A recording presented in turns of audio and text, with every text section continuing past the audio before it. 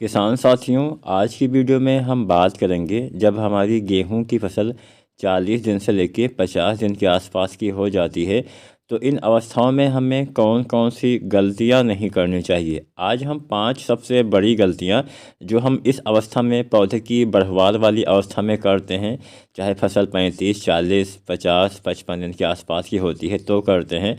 तो क्या क्या गलती नहीं करनी है, किन बातों का ध्यान देना है, कैसे हमें पैदावार बढ़ाना है, पौधे कमज़ोर है तो उनकी कमज़ोरी कैसे दूर करना है, पीलापन है तो पीलापन कैसे दूर करना है, किन किन खादों का इस्तेमाल करना है और क्या हमें नहीं करना है, ये तमाम बातें आज की वीडियो में हम आपको देने वाले हैं।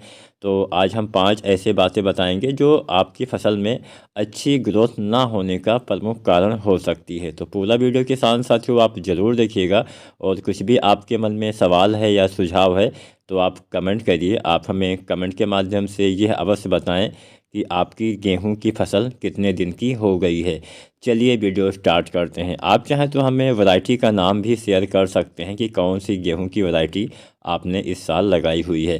हालांकि इस साल उतना अच्छे से सर्दियां नहीं हो रही हैं तो निश्चित ही हमें उत्पादन में कुछ ना कुछ कमी देखने को अवश्य मिलेगी, क्योंकि अच्छी पैदावार पाने के लिए गेहूं की फसल में सर्दी का होना भी आवश्यक होता है। तो चलिए जानते हैं कि हमें क्या गलती नहीं करनी है। सबसे पहली गलती के बारे में जानते हैं। सबसे पहले नंबर पे हमने सबसे आवश्यक चीज़ रखा हुआ है पानी, यानी सिंचाई। किसान साथियों, गेहूं की फसल में भी सिंचाई का बहुत महत्व होता है। किसी भी फसल में अच्छा उत्पादन पाना है तो सिंचाई का महत्व उसमें अच्छे से होता है। अच्छे से का मतलब होता है कि अगर आप सही समय पे पानी लगाते हैं, भले ही आप कुछ खादों का इस्तेमाल 2-4 दिन आगे पीछे करें, लेकिन पानी में आपको बिल्कुल भी गलती नहीं करनी है। समय रहते सिंचाई करनी है। जिन किसान साथियों ने अभी गेहूं की थोड़ा सा देर से बुआई की है तो ऐसे किसान साथी पहला पानी 20, 25 या 30 दिन तक अवश्य लगा दें। अब यहाँ पे क्योंकि इस समय कई कई जगह पे बरसात हो गई है, तो अगर आपके वहाँ अच्छी खासी बरसात हो गई है, पहला पानी वैसे भी हल्का लगाना होता है, तो अगर बरसात के पानी से काम चल जाएगा तो अच्छी बात है, अन्यथा आपको सिंचाई करना है। लेकिन हाँ, पहला पानी बहुत भरना नहीं है। फिलहाल आज की वीडियो का विषय है 40 से 50 दिन। तो इस बीच में हम 40-45 दिन के आसपास गेहूं की फसल में दूसरा पानी लगाते हैं, दूसरी सिंचाई करते हैं। जैसे पहला पानी आवश्यक होता है, उसी तरह से दूसरे पानी का भी महत्व कम नहीं होता है। इस समय पानी लगाने से पौधे में इस समय जो अवस्था होती है बढ़वार वाली अवस्था। अभी तक जो कल्ले निकलने थे उनकी ग्रोथ अगर अच्छे से नहीं होगी तो बालियाँ हमें अच्छी कहाँ से मिलेंगी। अब जब सिंचाई नहीं करेंगे तो पौधे आपके अच्छे से ग्रोथ नहीं कर पाएंगे। पानी की कमी से अच्छे से उसमें विकास नहीं होगा। जो भी आप खादों का इस्तेमाल करेंगे वो सारी चीज़ें काम नहीं करती हैं। अगर पानी की कमी होती है तो भले ही आप कुछ भी डाल दीजिए, वो कुछ भी चीज़ काम नहीं करेगी। इस बात का ध्यान देना है। तो नमी रहते हुए ही हमें खादों का इस्तेमाल करना होता है। तो पहले तो आपको पानी लगाना है। अगर मैंने बोला कि पानी लगाने का मैं निश्चित समय नहीं बता रहा हूँ कि 40 से 45 दिन पे ही आपको पानी लगाना है। अपने खेत में जाइए, हर जगह की मिट्टी एक समान नहीं होती है। हो सकता है उचित नमी हो तो ज़्यादा पानी भरने से अगर खेत में पानी भर भी जाएगा तो भी नुकसान होगा। और अगर आपकी मिट्टी में नमी की कमी है तो आप सिंचाई कर दीजिए। अगर नमी की कमी नहीं दिखती है तो 2-4 दिन बाद आप पानी लगाइए। इस बात का ध्यान देना है। बहुत ज़्यादा पानी कभी भी गेहूं में भरना नहीं होता है। तो पहला तो आपको दूसरा सिंचाई करना है, इस बात का ध्यान देना है।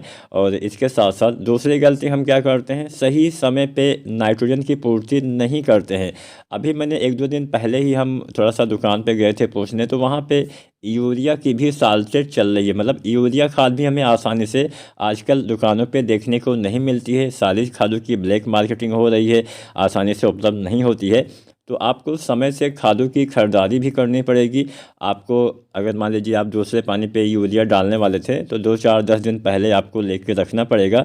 मैं ऐसा नहीं बोल रहा कि आप एकदम डंप कर लीजिए, आप अगले साल की भी यूरिया इसी साल खरीद लीजिए।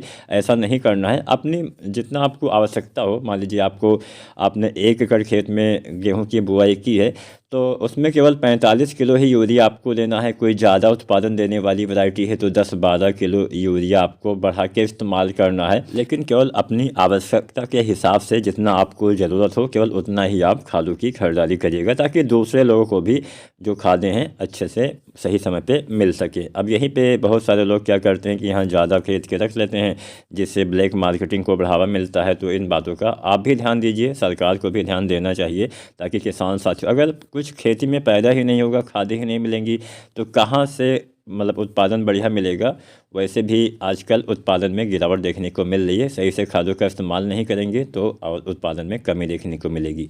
तो किसान के साथ साथ सरकार को भी इस बात पे ध्यान देना चाहिए कि समय से खादों का जो प्रबंधन है किसान साथियों को हो सके। अक्सर हमने देखा है कि जब बुआई होती है किसी भी फसल की तो हमें डीएपी नहीं मिलती है। अभी भी डीएपी आपको बाज़ार में, वैसे हो सकता है कि आपके इलाके में मिल जाए, अच्छी बात है, लेकिन हमारे इलाके में ना तो आपको डीएपी मिलने वाली है, ना ही आपको एनपीके मिलने वाला है, ना ही आपको यूरिया मिलने वाला है। केवल आपको एसएसपी वगैरह मिल जाती हैं, बाकी दूसरी खादें मिल जाएंगी। लेकिन ये 2-3 खादें, यूरिया की शॉर्टेज नहीं होने चाहिए, लेकिन हो गई तो पता नहीं क्यों।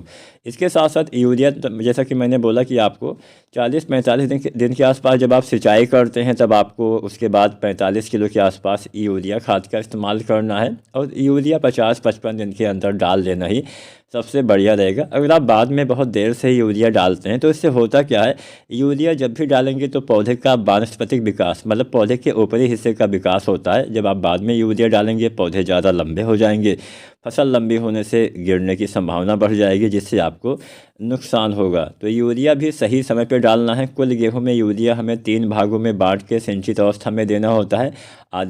आधा बैग यूरिया आपको बुआई के समय, और 1 बैग यूरिया आपको पहले पानी पे, और 1 बैग यूरिया आपको दूसरे पानी पे देना होता है। एक सामान्य फसल में अगर कोई ज़्यादा उत्पादन देने वाली वैरायटी है तो पहले और दूसरे पानी पे 10-12 किलो यूरिया बढ़ा के इस्तेमाल करना होता है।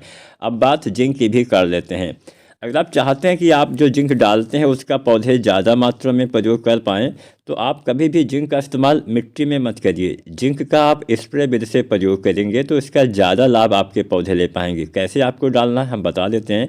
जिंक आपको 2 या 3 बार स्प्रे करना पड़ेगा मिट्टी में। तो एक बार आप पहले पानी के आसपास 33% वाला जिंक सल्फेट लगभग 5 से 7 किलो, या फिर 21% वाला जिंक सल्फेट 8 से 10 किलो डालना होता है। यूरिया के साथ मिला के पहले पानी पर डाला जाता है। लेकिन जैसा कि मैंने बोला, स्प्रे करने से आपको ज़्यादा फ़ायदा मिलेगा, तो क्यों ना हम ज़्यादा फ़ायदा उठाएं, हमें लाभ भी ज़्यादा मिले और हमारा पैसा भी कम खर्च हो। तो पहले पानी पे जैसा कि हम डालते हैं यूरिया के साथ जिंक, तो आपको पहले पानी के आसपास इसका स्प्रे करना है। लक्षण, मतलब जिंक की कमी के लक्षण दिखाई देने पे आप पहले भी स्प्रे कर सकते हैं, लेकिन आप जो सही समय है पहले पानी पे, दूसरे पानी पे और बालियाँ निकलने से पहले 3 बार आप जिंक का स्प्रे करिए। अगर मात्रा के बारे में जानें तो 33% वाले जिंक या फिर 21% वाला जिंक भी आप स्प्रे कर सकते हैं। साथ में आपको दानेदार यूरिया घोलना पड़ेगा। मात्रा आप नोट कर सकते हैं। 33% वाला जिंक एक बार में आपको 700 ग्राम लेना है। अगर आप 21% वाला जिंक लेते हैं तो एक बार में आपको इसकी मात्रा 1 किलो लेनी है। मतलब 1 किलो आप डालिए 21% वाला पहले पानी पे, 1 किलो आप डालिए 21% वाला दूसरे पानी पे, और 1 किलो आप डालिए बालियाँ आने से पहले गबोड़ अवस्था में। ऐसे ही 33% वाला भी 700 ग्राम 3 बार आपको डालना है। तो इसके साथ 1 या 2 या 3 किलो दानेदार यूरिया का घोल बना के आपको स्प्रे करना है। यूरिया नहीं स्प्रे करना चाहते हैं तो बुझे हुए चूने का पानी इस्तेमाल कर सकते हैं। सिंगल जिंक का स्प्रे, जो जिंक सल्फेट आती है, इसका स्प्रे आपको नहीं करना चाहिए। अब बात करते हैं पीलापन। पीलापन होने के ऊपर हमने कंप्लीट वीडियो बनाई हुई है। मेरी पिछली वीडियो है जिसमें मैंने बताया हुआ 4-5 कारण होते हैं मुख्यतः। जिंक की कमी से भी पीलापन हो जाता है, नाइट्रोजन की कमी से भी पीलापन होता है, सल्फर की कमी से नई पत्ती में पीलापन होता है, अच्छे से जड़ विकास ना होने से या जड़ माहू के अटैक से भी पीलापन फसल में हो जाता है, किसी दवा का इस्तेमाल किया है, खरपतवार नाशी ज़्यादा मात्रा में डाल दिया है, या फिर कोई भी दवा उल्टा सीधा आपने कई सारी दवाएँ एक साथ डाल दिया है तो भी पीलापन हो जाएगा, और ज़्यादा पानी से भी पीलापन हो जाता है। सबका इलाज है, लेकिन ज़्यादा पानी से पीलापन का कोई भी इलाज नहीं है। उसमें आपको स्वाभाविक रूप से कुछ दिन बाद ठीक तो हो जाएगा, लेकिन वहाँ पे उत्पादन में कमी देखने को मिलेगी। तो पीलापन किस कारण से है आपको पहले ये चेक करना है, उसका आपको उपचार करना है। इसके साथ साथ बढ़िया पैदावार पाने के लिए आप ह्यूमिक एसिड का इस्तेमाल करिए। जब आप पहले पानी पे भी आप डाल सकते हैं, दूसरे पानी पे भी आप डाल सकते हैं। वैसे पहले पानी पे डालने से थोड़ा ज़्यादा लाभ मिलेगा।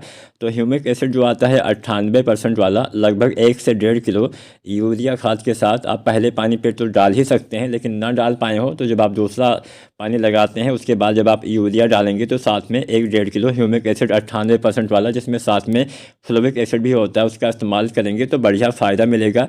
पौधे में जो कल्ले आए हैं उनका विकास अच्छे से होगा। घुलनशील तत्व को घुलनशील करने का ये काम भी करता है। इसके ऊपर हमने कंप्लीट वीडियो बनाई हुई है। तो ये आपको 5 बातें तो ध्यान देना ही देना है। इसके साथ साथ कुछ NPK है जिसका इस्तेमाल आप कर सकते हैं। फसल में कमजोरी दिख रही है, अच्छी ग्रोथ नहीं हुई है, तो NPK NPK 19 19 19 40 50 दिन पे भी आप इस्तेमाल कर सकते हैं। 1 से 1.5 किलो यह NPK आपको प्रयोग करना चाहिए। वैसे तो पहले पानी के बाद हम NPK 19 19 19 डालते हैं, आप 2 बार भी इसका इस्तेमाल कर सकते हैं, पहले पानी के बाद और दूसरे पानी के बाद। 1 से 1.5 किलो मात्रा इसकी पर्याप्त रहेगी। NPK की बात हो रही है तो बालियाँ आने से पहले NPK 0-34 का इस्तेमाल आपको अवश्य करना चाहिए। इसके इस्तेमाल से आपकी बालियों के अंदर मतलब बालियों का विकास, दाने का विकास वगैरह अच्छे से होता है। पौधा भोजन अच्छे से बनाने से पौधे में अच्छी बालियाँ भी आती हैं। इसमें 52% फास्फोरस, 34% पोटेशियम पाया जाता है। साथ में आप बोरोन डालिए। NPK 1 से 1.5 किलो, बोरोन 20% वाला 100 ग्राम आपको ये 2 खादें बालियाँ निकलने से पहले गबोड अवस्था में अगर आप गेहूं की फसल में इस्तेमाल करते हैं तो बढ़िया आपको फ़ायदा मिलेगा। 50 दिन के बाद आपको पानी पे थोड़ा ज़्यादा ध्यान देना है, क्योंकि इस समय क्या होता है कि यहाँ धीरे धीरे बालियाँ मतलब गबोड अवस्था में फसल जाती है, बालियों का निर्माण होता है। तो इस समय पानी की कमी होने से आपकी बालियाँ छोटी पतली कमज़ोर रह जाएंगी, बाद में दाने का भराव नहीं होगा। लेकिन गेहूँ में पानी भर के नहीं रखना है, बहुत ज़्यादा दिन तक पानी भरा रहेगा तो फसल किसी भी अवस्था में हो उसमें दिक्कत आएगी। पीलापन अगर शुरुआती अवस्था है तो बहुत जल्दी आता है, अगर पौधे बड़े हो गए हैं तो भी पीलापन आता है, लेकिन थोड़ा देर से आता है। लेकिन नुकसान आपको सभी अवस्थाओं में देखने को मिलेगा। तो कभी भी गेहूं में पानी भर के नहीं रखना है, इस बात का आपको ध्यान देना है। तो यहाँ पे हमने बहुत सारी ऐसी बातें बताई जिसका आप लाभ उठा सकते हैं। बहुत सारे किसान साथी बहुत सारी बातें जानते भी होंगे। तो सही समय पर आप खादों का इस्तेमाल करेंगे, सही से सिंचाई करेंगे, अच्छे समय से देखभाल करेंगे तो आप भी गेहूँ में बढ़िया उत्पादन अवश्य ले पाएंगे। वीडियो अच्छी लगी हो लाइक करें।